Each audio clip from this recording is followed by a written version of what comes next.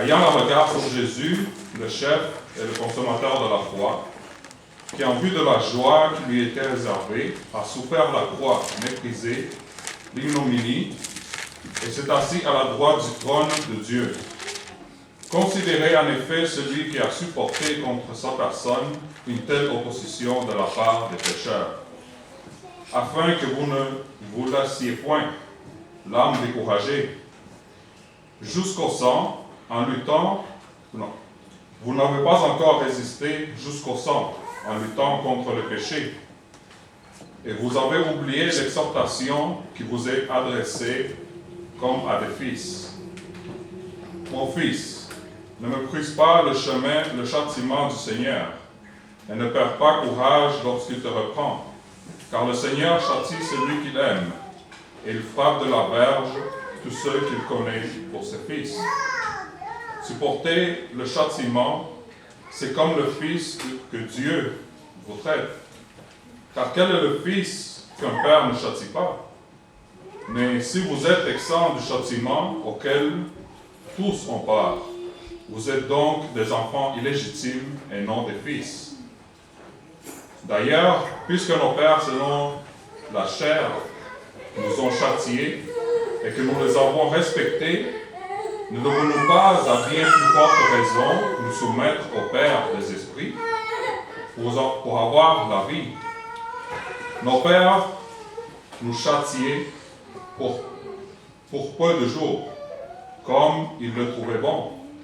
Mais Dieu nous châtie pour notre bien, afin que nous participions à sa sainteté. Il est vrai que tout châtiment semble d'abord un sujet de tristesse et non de joie, mais il produit plus tard, pour ceux qui ont été ainsi exercés, un fruit paisible de justice. Fortifiez-vous donc vos mains languissantes et vos genoux affaiblis. Parole du Seigneur. Amen.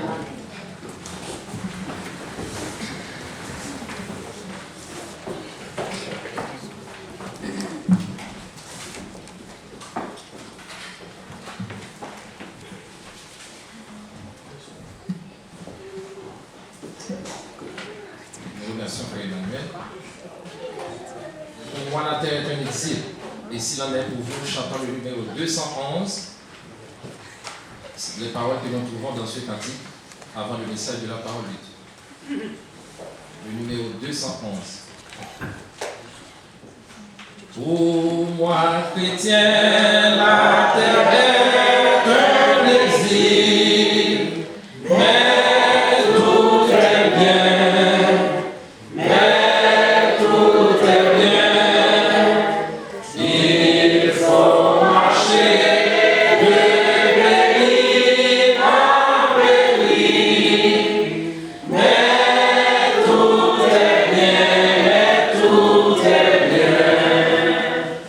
Où va les pleurs?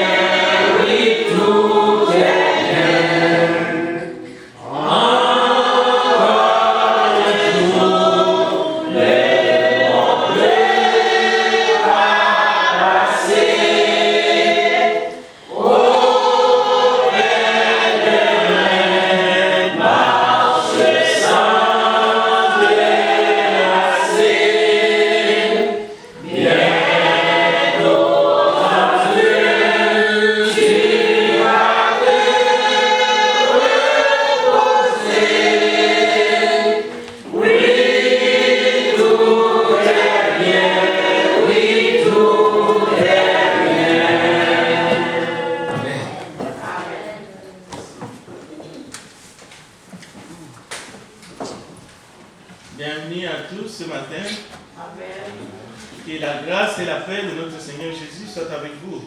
Amen. Et nous saluons tous les visiteurs, tous nos amis qui sont avec nous à travers les réseaux sociaux.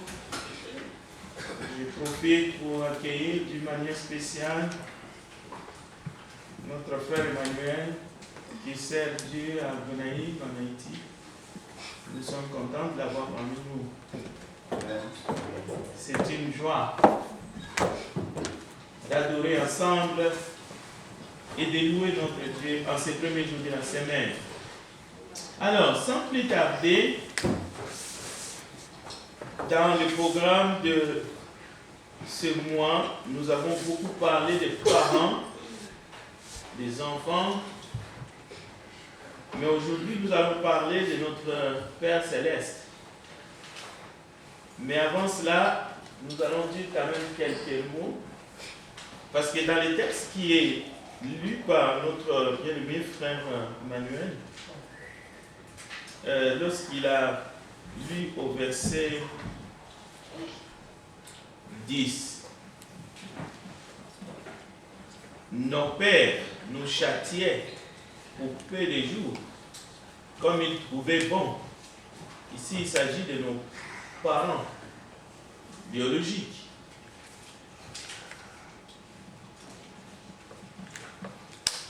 Comme ils les trouvaient bons, mais Dieu nous châtie pour notre bien, afin que nous participions à sa sainteté. Alors, je crois que dans la mentalité moderne, le mot châtiment n'est pas bien reçu depuis les temps anciens, mais plus encore dans notre temps. Alors, il est question d'enfants légitimes et d'enfants illégitimes.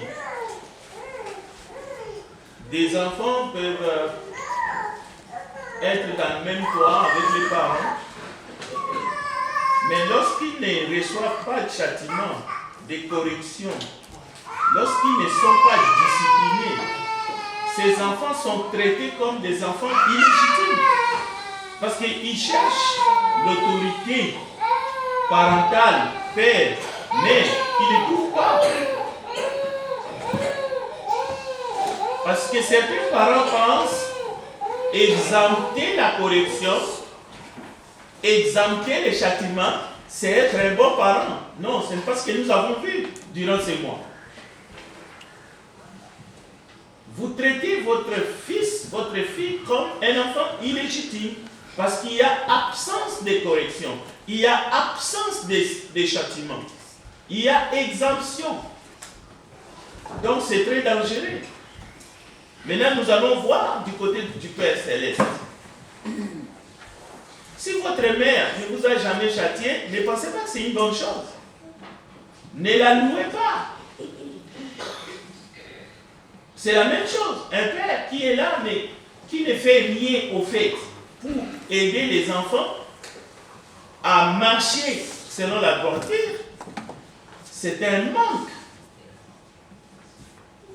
grave selon les textes. La Bible ne s'interprète pas. Il ne faut pas chercher à interpréter la Bible. En fait, la Bible, c'est lit et on trouve des enseignements directs dans la parole de Dieu. Si vous regardez dans ces textes, ce que je suis en train de vous dire, ce n'est pas une interprétation.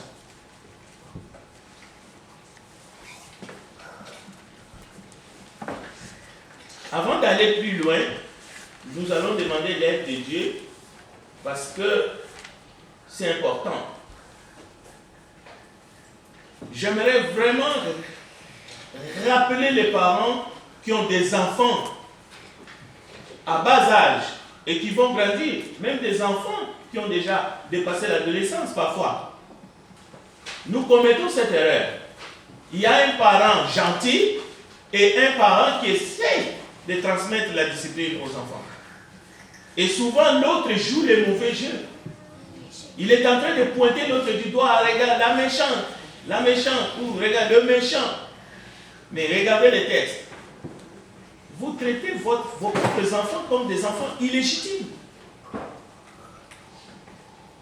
Parce qu'un enfant légitime ne peut pas être exempté du châtiment. Je ne peux pas changer ces mots avec un autre.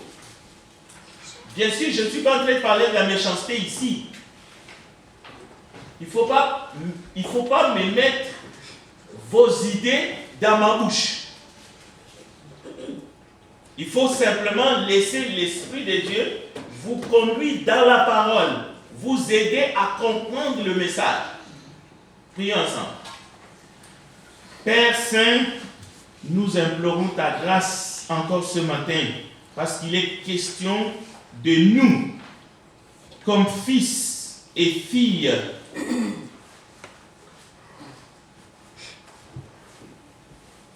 et de ton autorité, de ton amour, en tant que Père céleste. Père, nous ne voulons pas un traitement autre que celui qui est décrit ici, dans ta sainte parole.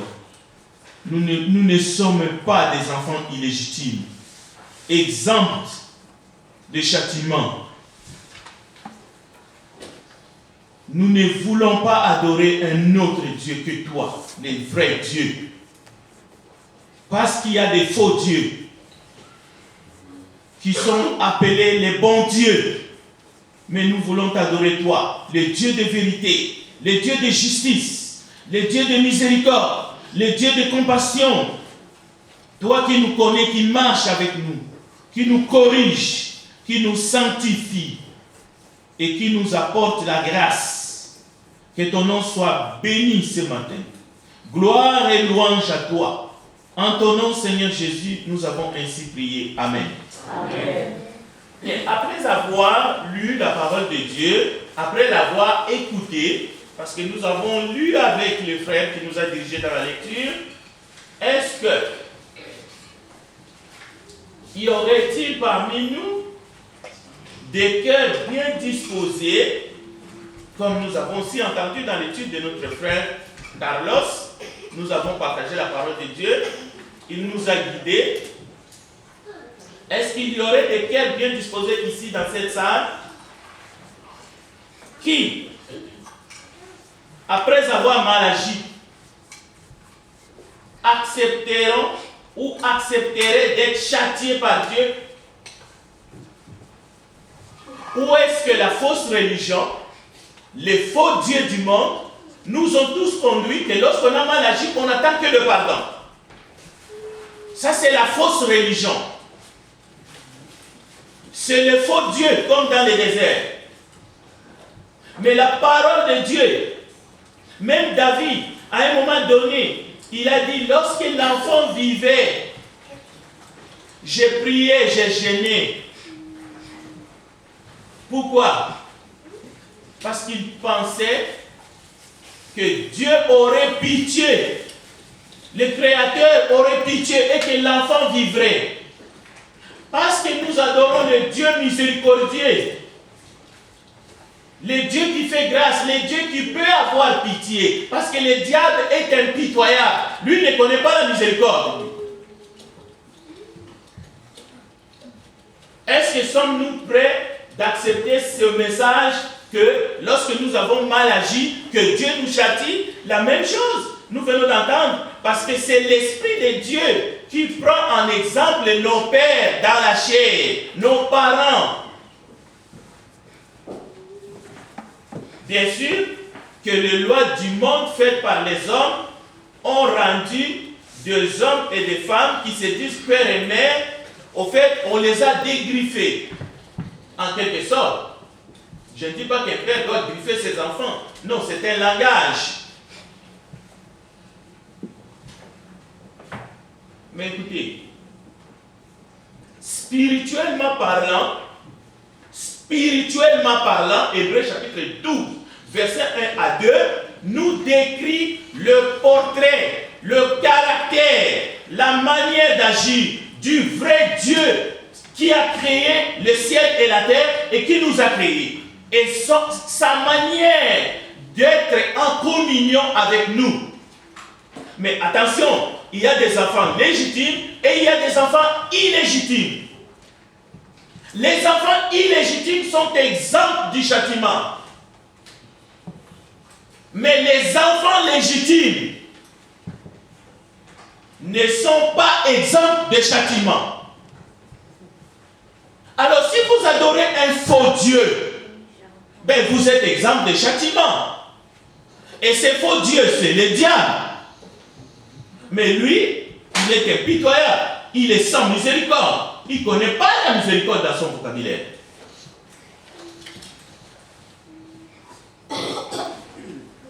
Je reprends et châtie tout ce que j'aime.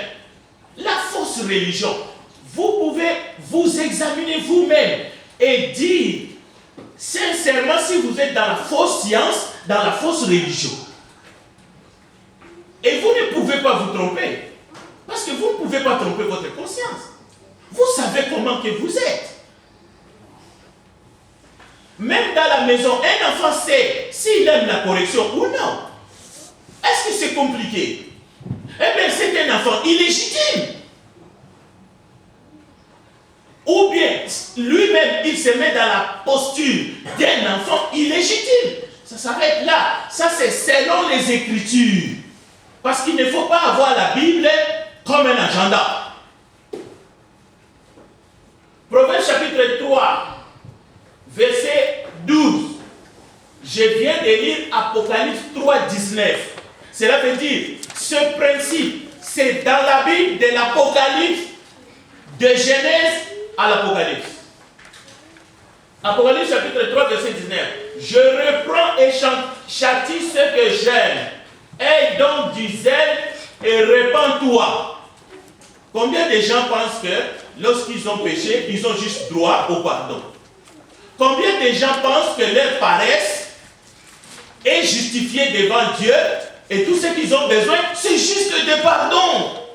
Mais quelle folie! Non, vous avez besoin d'être repris et châtié.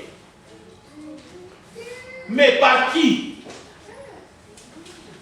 Par les vrais dieux du ciel, par notre Père Céleste. La fausse religion qu'on vous a apportée, qu'on vous a inculquée, que vous êtes intouchable. Non, vous devez vous convertir. Oui, le frère a été guidé par l'Esprit de Dieu. Vous pouvez être ici, jamais converti. Pendant des années, donc vous êtes un enfant têtu. Vous avez besoin d'être converti au Seigneur. Proverbe chapitre 3, verset 12. Car l'Éternel châtie celui qu'il aime. Écoutez bien. Comme un père, l'enfant qu'il chérit. Dieu a utilisé un langage compréhensif. Et là, si je lis dans Matthieu, écoutez, Matthieu, car l'Éternel reprend celui qu'il aime, même comme un père, l'enfant auquel il prend plaisir.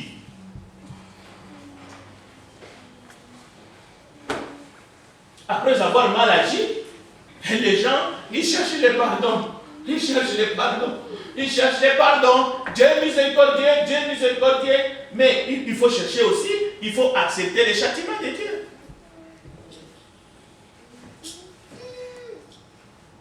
Un bon parent ne châtie pas ses enfants en les haïssant. Ce n'est pas parce qu'il a haine. Ce n'est pas parce qu'il est colérique qu'il va châtier ses enfants. Un bon parent. Quand je dis parent, c'est père, mère. Un jour, David fut irrité. Pourquoi? Parce que l'Éternel avait frappé Uza. Mais quand c'était venu son tour, devant le prophète Nathan, David a dit, peut-être que l'Éternel aurait pitié. Cela veut dire qu'il a accepté le châtiment de Dieu. Bien. Nous voulons ce matin adorer le seul vrai Dieu, le véritable. Pas celui qui nous distribue les bonbons le 25 décembre. C'est un faux. Notre Dieu, notre Père Céleste, c'est un Dieu d'amour. Mais on parle de sa colère, la colère de l'agneau. Alors, si réellement vous ne voulez pas adorer un Dieu que vous ne connaissez pas, mais les faux, si vous voulez adorer en esprit et en vérité, parce que Dieu cherche ces adorateurs-là, il faut comprendre définitivement que l'amour de Dieu, l'amour infini de Dieu, il faut mettre cet amour en perspective avec la justice. Pas la justice de ce monde, mais la justice et la sainteté. Et même, il faut ajouter la jalousie. Ces concepts-là vont ensemble. On ne peut pas les dissocier. Et la jalousie de Dieu, il ne faut pas confondre cette jalousie à une jalousie humaine. Parce que la jalousie humaine est souvent teintée de péché. La difficulté à nos yeux, gens du monde, nous condamnons la colère. D'accord? Mais il s'agit là de la colère humaine, incontrôlée. Mais la colère est parmi les 7 péchés capitaux. D'accord? Mais la colère du Père, la colère du Fils de Dieu, la colère de l'agneau, nous osons la condamner dans nos esprits, mais nos petits esprits. Mais écoute, vous savez comment les diables travaillent et ces démons? Ils nous injectent des pensées maléfiques, diaboliques. Ça, il faut les mettre dans ces pensées-là. Quand vous entendez colère de l'agneau, quelque chose monte, le fluide monte en vous. Quand vous entendez la colère de Dieu, vous n'êtes plus tranquille sur votre banc, sur votre siège. Vous commencez à non, je ne suis pas d'accord. Dieu n'est pas comme ça. Qui vous a dit que Dieu n'est pas comme ça? Vous adorez quel Dieu?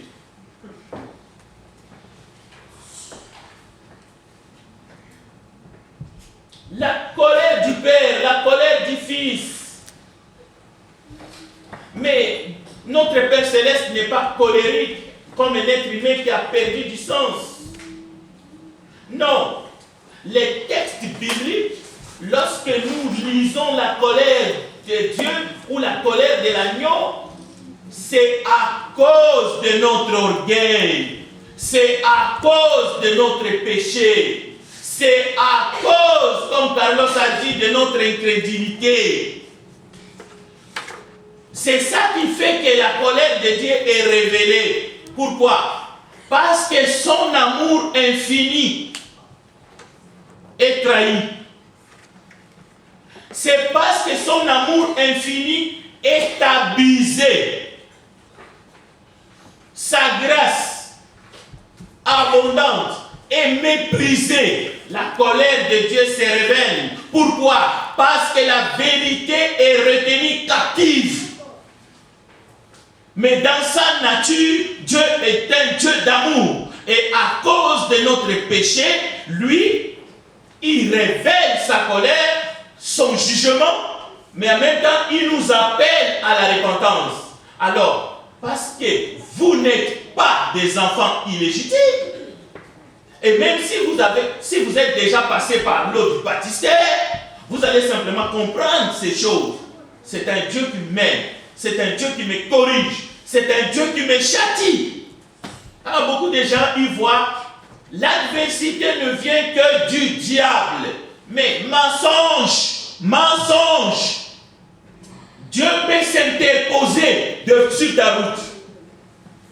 Nous avons entendu, mercredi, j'ai fait allusion, l'Éternel disait aux enfants d'Israël, je veux vous mettre les excréments sur vos visages.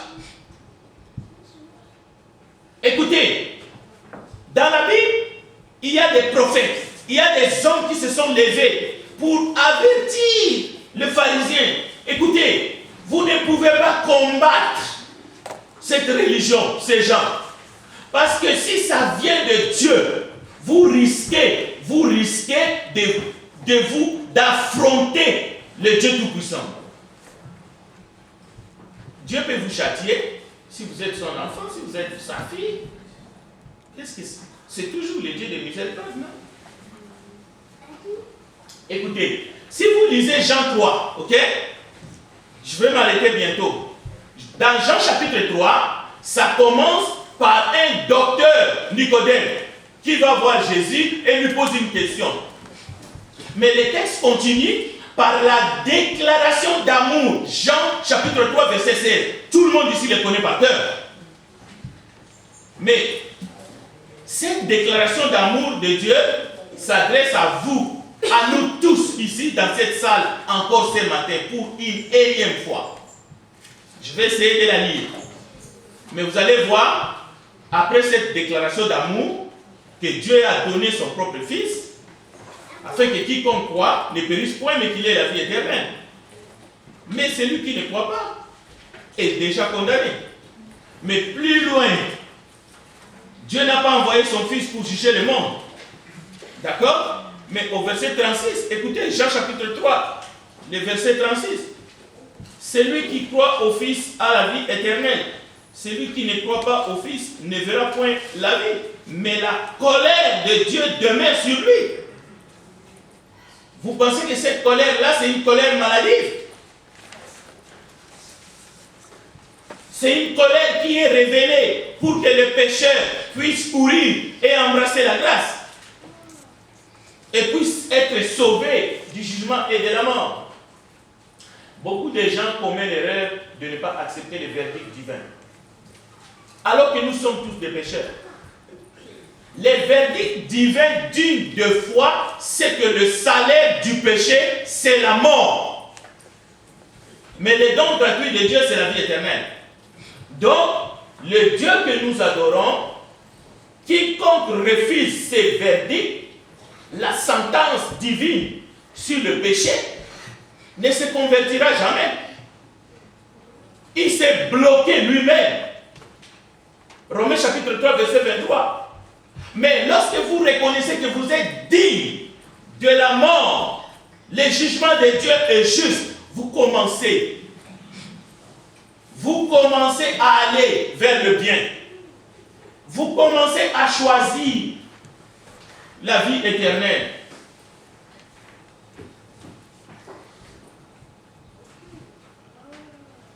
À la croix, parce que la croix révèle aussi la colère de Dieu. Ésaïe 53 est là. Il a été frappé. Le Seigneur Jésus. Humilié. Le Seigneur Jésus. La question est par qui? Il y en a qui vont répondre par les soldats romains, ainsi de suite. Mais regardez là, Ésaïe 53. Et regardez, parce que vous pensez qu'il a été tabassé, battu, humilié, frappé par les soldats romains. J'aimerais que vous lisiez vous-même pour comprendre. Qui a cru à ce qui nous était annoncé? Ok? Le verset 2. Il s'est élevé devant lui comme une faible plante, comme un rejeton qui sort d'une terre desséchée. Il n'avait ni beauté ni éclat pour attirer nos regards. Le verset 3. Méprisé. Il a été méprisé. Il a été abandonné. Abandonné de qui? Des hommes. C'est la Bible qui répond. Le verset 3 est là. Méprisé par des hommes.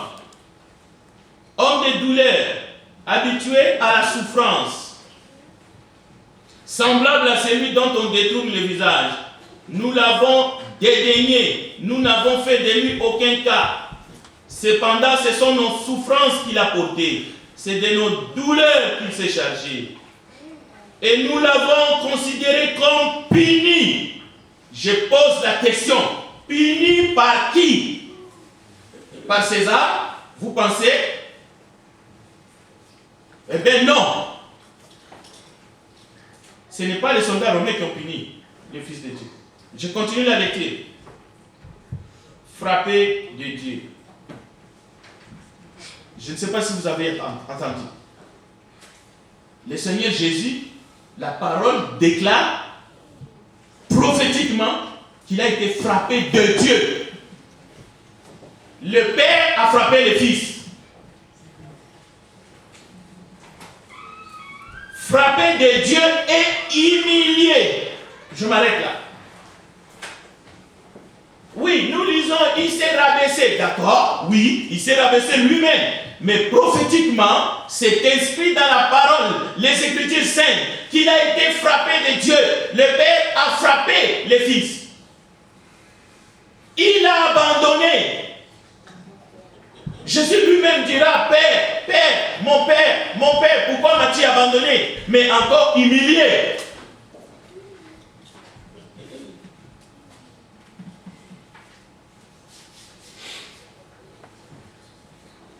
Alors, nulle part dans les Écritures, vous trouverez que le Père était en colère contre le Fils. Il n'était pas en colère contre son propre Fils. Et qu'est-ce qu'il lui il a fait pour qu'il soit en colère? Lui, il a porté nos péchés. Ce n'est pas que lui, il a péché. Ce n'était pas ses péchés qu'il a portés. C'était nos péchés. Mais il a été frappé. Et d'ailleurs, Hébreux 12 le dit. Il a supporté, il a crié, il a été puni. Mais il y a des chrétiens, non, ils pensent qu'ils sont exempts. Ils ont droit seulement qu'on les jette des fleurs. Mais est-ce que vous êtes chrétien? Moi, chaque fois que je lis la parole, je tremble. Écoutez, Jésus ne s'est jamais fâché contre Judas. Jamais. Vous allez chercher partout dans les Écritures, vous ne trouverez pas que Jésus est en colère dans le sens que il pique une crise de colère contre Judas à cause de tout ce que Judas faisait. Il volait même dans la caisse. Jésus n'était pas fâché contre Pierre, même s'il a dit à Pierre, arrière de moi Satan. Non. Jésus n'avait pas une haine contre Pierre. Mais il lui a dit, arrière de moi Satan, tu mets un scandale. La même chose, le Père, bien que le texte dit qu'il a frappé le Fils, ainsi de suite, le Père d'amour, il ne le faisait pas parce qu'il était fâché contre lui, il en avait marre. Non.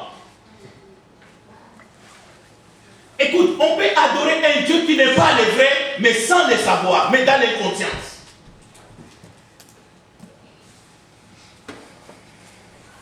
La malédiction est tombée sur Jésus, mais parce qu'il voulait nous racheter. C'est ça qu'il a fait. Il y a eu même rupture d'alliance entre l'homme et son Créateur. Et lui, il est venu rétablir. Mais attendez, Jésus s'est fâché en quelque sorte. Il a exprimé le ras-le-bol où, dans les temples, lieu, écoutez bien, lieu d'adoration. C'est là que Jésus-Christ, il va expulser des vendeurs du temple dans Jean chapitre 2, verset 13 à 17. Pourquoi? Ils ont transformé la maison de son père en un repère de voleurs. Et mercredi, dans Malachie chapitre 2, nous avons vu pas seulement cette histoire d'excrément, mais le peuple volait Dieu dans les offrandes et les dîmes. Et l'Éternel est en train d'utiliser des mots, en quelque sorte, si on peut parler de la sévérité de Dieu, mais c'est pour des enfants légitimes, c'est pour ses propres enfants, pas pour les enfants des nôtres. C'est là où il y a la sévérité de Dieu. La sévérité de Dieu, de l'Éternel, c'est à l'égard de son peuple Israël. Il a dit, vous me volez la nation tout entière. Mais lorsque le temple essuyait, le temple, le lieu d'adoration, qu'est-ce que Jésus fait? Qu'est-ce qu'il fait? Écoutez, dans l'église de Dieu, c'est le lieu de la sévérité, mais la plus stricte.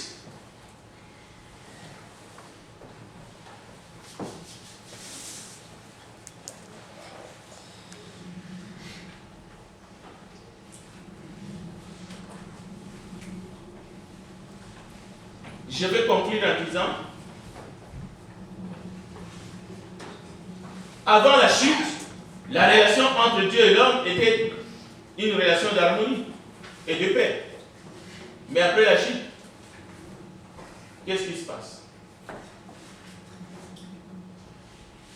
Dieu n'avait jamais démontré une quelconque colère avant qu'Adam et Ève désobéissent. Je veux simplement dire ceci. Dieu ne veut pas nous réprouver. Dieu ne peut pas réprouver ses propres enfants. Comme nous lisons dans Romains chapitre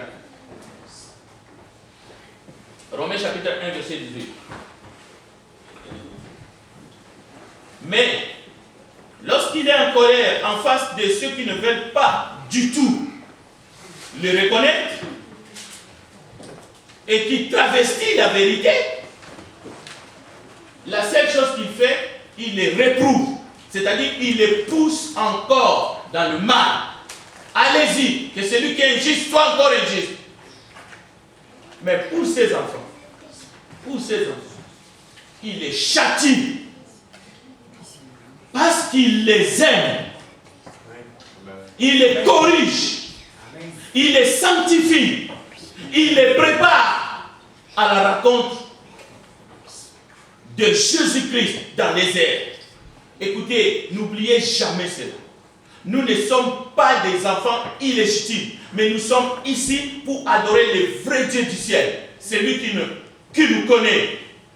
Et s'il nous châtie, s'il me châtie pour me mettre dans les reins, gloire à son nom.